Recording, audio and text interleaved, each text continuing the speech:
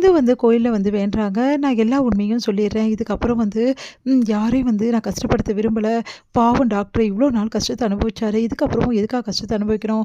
இதுக்கப்புறம் எல்லாரும் எனக்கு என்ன தண்டனை குடுத்தாலும் பரவால்ல அப்படின்னு சொல்லிட்டு வேண்டிட்டு இருக்கும்போது கரெக்டாங்க சிவா வந்து எல்லாத்தையும் கேட்டுடுறாரு. சிவா வந்து "என்ன சிந்து எல்லா உண்மையும் நீ சொல்ல போறியா?" அப்படின்னோனே, "ஆமா. ஊர் முன்னாடி எல்லாத்தையும் சொல்லிடலான்னு இருக்கேன்." "ஏன் இல்ல என்னால உங்களுக்கு இவ்வளோ கஷ்டம் சிவா?" அப்படின்னு சொல்லிட்டு கேட்குறாங்க டாக்டர்கிட்ட. உடனே வந்து "இங்க பாரு அது சொல்றதுக்கு முன்னாடி நான் சொல்றத கேளு" அப்படின்னோனே, "என்ன விஷயம்?" அப்படின்றாங்க. காலைல வரைக்கும் நானும் நெனச்சேன், அதெல்லாம் நடந்தா நல்லாயிருக்கும். உண்மை தெரிஞ்சா எல்லாருக்கும்னு. ஆனா எனக்கு ஒரு விஷயம் வந்து உங்க உங்க அம்மா, அப்பாவும் எங்க வந்து பெரியம்மாவும் பேசிக்கணும்னு தான் நான் வேற மாதிரி யோசிச்சேன் அப்படின்னோனே அதிர்ச்சி அடைகிறாங்க. "நீங்க என்ன சொல்றீங்க? அவங்க என்ன பேசிக்கினாங்கன்னோனே" நடந்த விஷயத்த சொல்றாரு. இந்த மாரி அவங்க பெரியம்மா, அவங்க வந்து சிந்துவோட அம்மா, அப்பா எல்லாருமே வந்து இந்த மாரி சிந்து தான் தப்பு செஞ்சிருந்தா, அந்த நிமிஷமே உயிரோட இருக்க மாட்டேன்னு சொல்லிட்டு பேசிக்கிறாங்க. அம் "என்ன சொல்றீங்க? அப்படியா சொன்னாங்க?" "ஆமா. உன் அப்பா இந்த உலகத்துல இருக்க மாட்டேன்னு சொல்லிட்டாரு. அது மட்டும் கிடையாது, என் பெரியம்மாவும் அடுத்த நிமிஷமே அதுக்கு முன்னாடி நான் போயிடுவேன்னு சொல்லிட்டு சொல்றாங்க. இந்த 2 உயிர்களும் போய் அதுக்கப்புறம் நம்ம வாழ்ந்து என்ன பண்ண போறோம்? அதுதான் நானும் யோசிக்கிறேன். எனக்கு உண்மை தெரியலனாலும் பரவால்ல. என் பெரியம்மா எனக்கு முக்கியம். என் பெரியம்மா இல்லாத வாழ்க்கைய என்னால நெனச்சு கூட பார்க்க முடியாது. எனக்கு என் பெரியம்மா கடவுள் மாதிரி. உனக்கே தெரியும்ல சிந்து" அப்படின்னோனே, "எனக்காக ஒரு ஹெல்ப் பண்ணுவியா சிந்து?" அப்படின்றாங்க. "சொல்லு டாக்டர். உனக்காக நான் என்ன வேணாலும் பண்ணுவேன்" அப்படின்னோனே, "எனக்கு ஒரு சத்தியம் பண்ணி குடு." "என்ன டாக்டர் சொல்ற?" "ஆமா. எனக்கு ஒரு சத்தியம் பண்ணி குடு.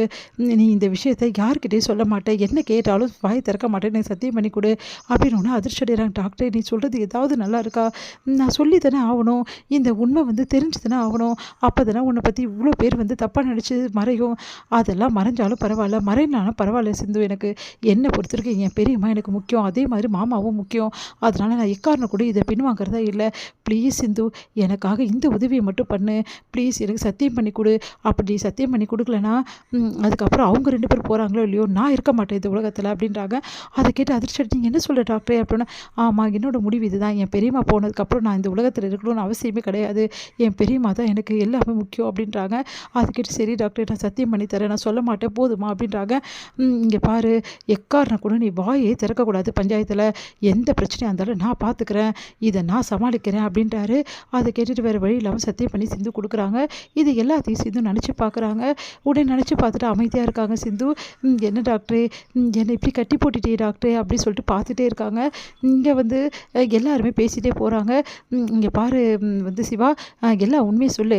இவ பண்ண வேலை எல்லாமே வெளியே வந்துடுச்சு. இதுக்கப்புறமும் நீ வந்து பின்வாங்க வேண்டிய அவசியம் கிடையாது.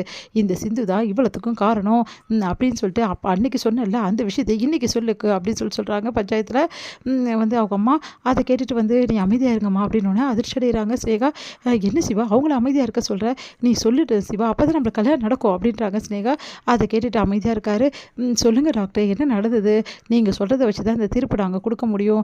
அப்போ தான் வந்து சிந்துக்கும் தண்டனை கிடைக்கும். அதே மாதிரி நீங்கள் ஸ்னேகாவும் கல்யாணம் பண்ணிக்க முடியும். உங்கள் பெரியம்மா சொல்கிறதும் நடக்கும்" அப்படின்ற மாதிரி சொல்கிறாங்க பஞ்சாயத்தில்.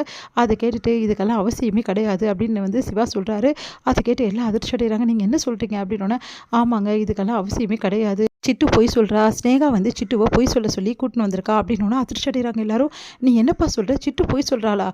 அப்போது நீ தான் மெசேஜ் அனுப்பிச்ச?" "ஆமாம், நான் தான் மெசேஜ் அனுப்பிச்சேன் சிந்துக்கு. அதனால் வந்து சிட்டு பொய் தான் சொல்கிறா." "என்ன சிவா, என்ன விளையாடுற? என்ன பேசிகிட்டு இருக்க நீ?" அப்படின்றாங்க அவங்க அம்மா. உடனே வந்து, "சிவா நீ சொல்கிறது கொஞ்சம் கூட சரியில்லை. ஏன் சிவா இவ்வளோ பண்ணுற?" அப்படின்னு சொல்லிட்டு ஸ்னேகா சொல்கிறாங்க. "இங்கே பாருங்கள், ஸ்னேகா வந்து சிட்டுக்கு வந்து நிறைய வந்து பொருளெல்லாம் வாங்கி கொடுத்துருக்கா. அதே மாதிரி வந்து அவளுக்கு பணம்லாம் நிறைய கொடுத்துருக்கா. அவங்க அப்பாவோட ஆப்ரேஷனே ஃப்ரீயாக பண்ணி கொடுத்துருக்கா. அதனால தான் சிட்டு வந்து ஸ்னேகாக்காக இந்த பொய்யை சொல்கிறா. இதுதாங்க நடந்த உண்மை. வேணா இல்லைன்னா நீங்கள் அவங்கக்கிட்டே கேட்டு பாருங்கள்" அப்படின்னு சொல்லிட்டு சிவா சொல்கிறாரு. அதை கேட்டு சிட்டு அதிர்ச்சி அடைகிறாங்க. உடனே சிட்டுவை பஞ்சாயத்து வந்து அந்த பிரசிடென்ட் வந்து கேட்குறாரு. சொல்லு சிட்டு, இது சிவா டாக்டர் சொன்னது உண்மையா? ஸ்னேகா உனக்கு இதெல்லாம் வாங்கி கொடுத்தாங்களா?" அப்படி சொல்லி கேட்டோன்னே அதிர்ச்சி அடைகிறாங்க சிட்டு. "உண்மையை சொல்ல போறியா இப்போ இல்லையா சிட்டு?" அப்படின்னோடனே, "ஆமாம், எனக்கு ஸ்னேகாமா எல்லாம் தான் வாங்கி கொடுத்தாங்க. ஆனால் அதுக்காக ஒன்றும் பொய் சொல்லலை.